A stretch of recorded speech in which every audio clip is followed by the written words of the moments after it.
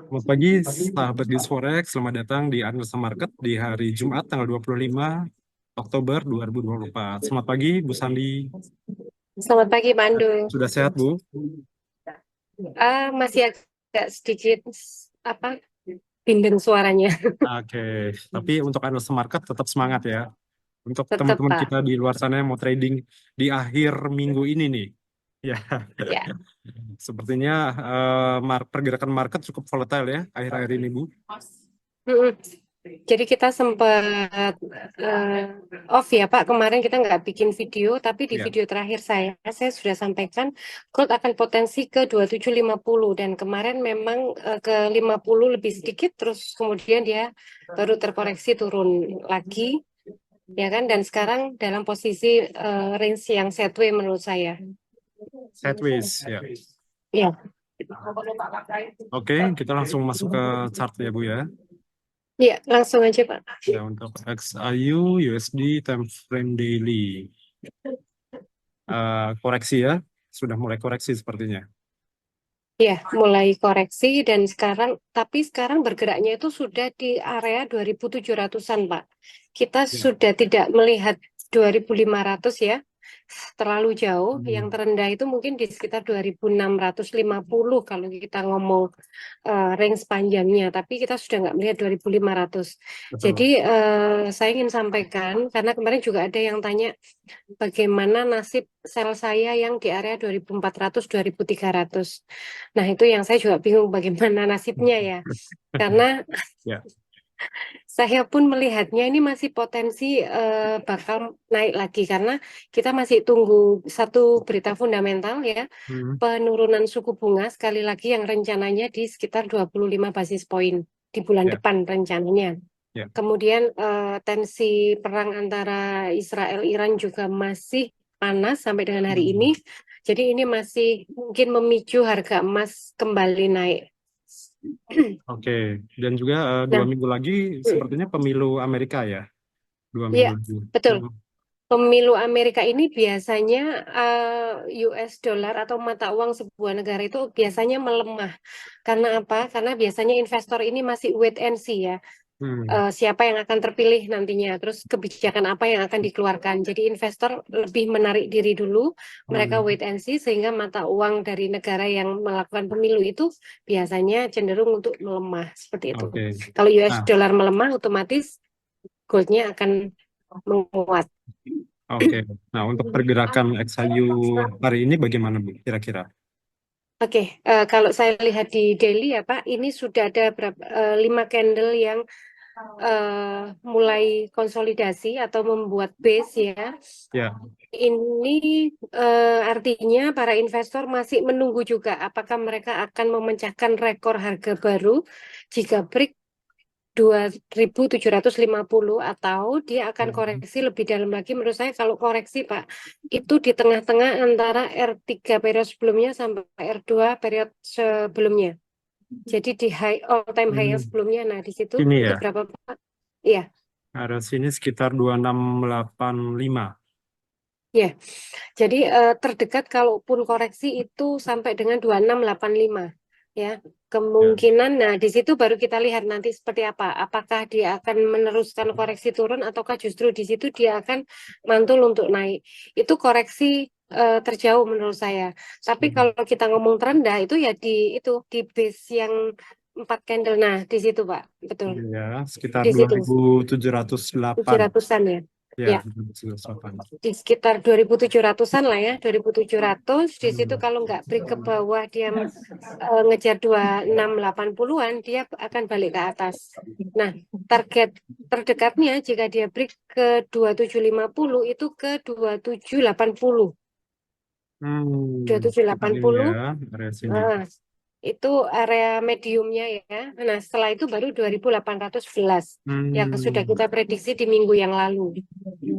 oke. Kita Di mungkin R, lihat di R2-nya time ya. frame H1 ya. Iya, boleh. Sudah masuk. Tadi sempat tertahan di R1. Kemarin ya, kemarin hari Rabu, Ya, itu di 2750 mantul lagi ke bawah-bawah. Nggak kuat kayaknya nih. betul betul. Dan dia ada range antara R1 period hari ini dengan garis sebelumnya itu Pak ada apa itu? Mm-mm. Ini R3 R3. ya? Ya. R3 period sebelumnya. Nah, di situ bisa jadi angka resisten ya. Hmm, Berarti di harga 27 berapa itu yang R3 Pak? 2734. 2734. Pagi ini kan juga dia tertahan di antara 2734, 2735 ya. Itu persis di R3-nya period sebelumnya. Ya, betul. Kemudian dia turun, betul. Cuman ini belum confirm ya Pak, tapi ini ada bayangan dia bikin head and shoulder Pak. Kayaknya ya Ya, satu ini ya. ini satu, Ya, dua, tiga. headnya itu Iya. shouldernya betul. Hmm, Neckline-nya nanti di sekitar di dua sini ya. tujuh dua belas, Hmm. 27-12-an ya. Nah, di situ. Kalau break itu targetnya bisa ke 2680. Jadi menurut saya area 2712 sampai 2708 ini akan menjadi area support yang kuat karena dia adalah neckline-nya ada pattern head and shoulder, masih bayangan ya, belum Hmm. confirm. Begitu Pak Pandu. Ini masih bisa, harusnya tadi di 30-an bisa sell sih. Targetnya bisa ke area 12 sampai dengan 08. Oke. Kalau untuk momen buy, kita nunggu di mana, Bu? Buy-nya berarti buy-nya di area neckline. Ini ya, Harapannya dia tidak 2712 tembus tadi ke ya. bawah ya. Iya, Sekitar 2714. 2708. Hmm. 2708. 2708 sampai dengan 08. 2708 Oke, low-nya ya, kemarin area sini. 11-an. Oke, kita lanjut ke sekarang oil Ke ya. oil. Ya. Ya.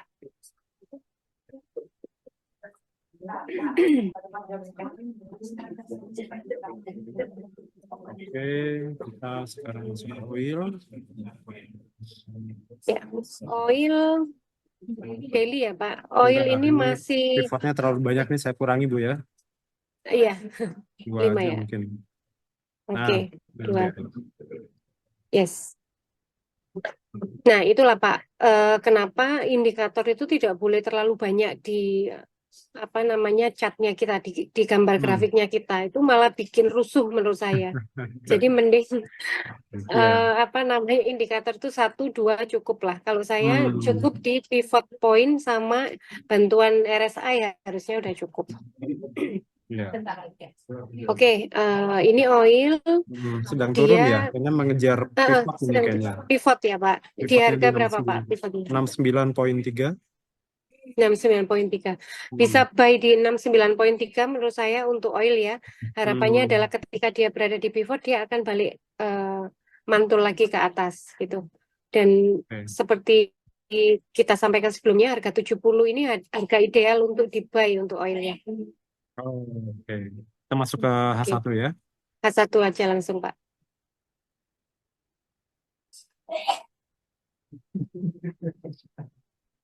Iya, H1 juga tertahan di pivot ya. betul. Betul. Pivot dan S1 periode Pivot. sebelumnya. Betul ya. Sebenarnya itu hampir bikin double top, cuman Hmm. dia di neckline dia balik lagi naik ya Pak, tapi tertahan Ya. di pivot ini cukup unik Hmm. menurut saya kalau kita lihat tren tren yang agak panjang ke belakang ya, ini area 70,3 ini memang area yang base, area yang sering dilalui ya, sering dia Hmm. bergerak di reject terus Ya, balik lagi seperti itu. ya. Jadi ini area support yang kuat. Jadi kalau oil tetap konsepnya buy, tapi bisa nunggu di area 70 atau di tadi 69,8 gitu sudah bisa masuk Pak. Area sini Oil. sudah bisa masuk buy ya. Ya, Oke. Baik, untuk oil kita bisa nunggu buy. Sekarang kita masuk ke Bitcoin langsung, Bu. langsung aja Pak. Ya, Iya.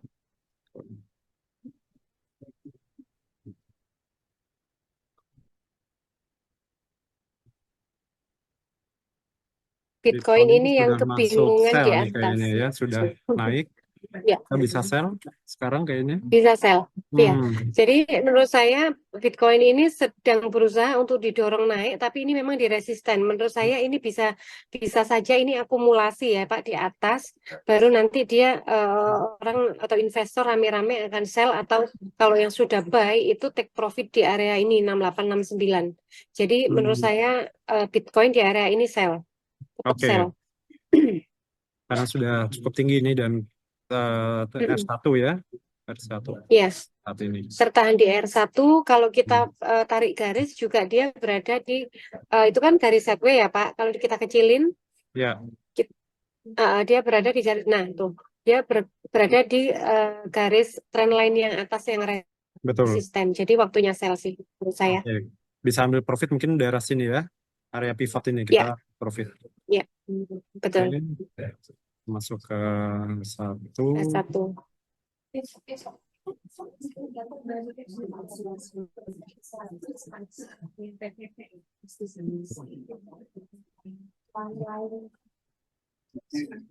Ya, eh, tampak sekali ya Pak, kalau Ya. sudah waktunya sell menurut saya dia sudah bergerak kecil-kecil dan dia sudah lama berada di 68 ini. Kalau menurut saya 68 ini tidak tertembus ke atas, dia turunnya lumayan kenceng menurut saya. Hmm. Berarti kita bisa open sell sekarang untuk Sell, ya, profit awal mungkin daerah sini, kemudian ya, TP2-nya daerah sini ya Bu ya. ya, betul Pak Ando. Oke, baik. Begitu sahabat gadis forex. Semoga bisa membantu ya dan bermanfaat untuk teman-teman yang di luar sana mau open sell atau open buy. Ya. Ya. Oke, ada tambahan Bu Sandi?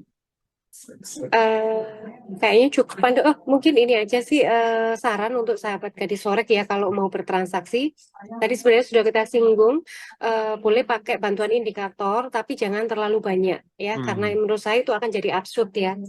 Cukup betul. satu atau dua bantuan indikator. Kemudian multi time frame ini juga perlu digunakan, tapi juga jangan terlalu banyak.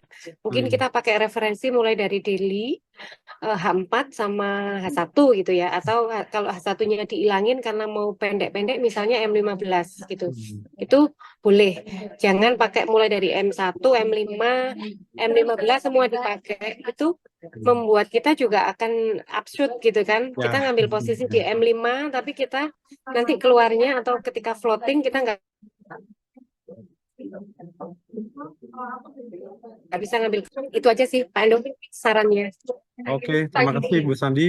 Terima kasih sahabat gadis Terima forex. kasih Pak Ando. Ketemu lagi di hari Senin minggu depan ya. Sampai Ya. ketemu lagi. Jumpa. See you. Bye. See you.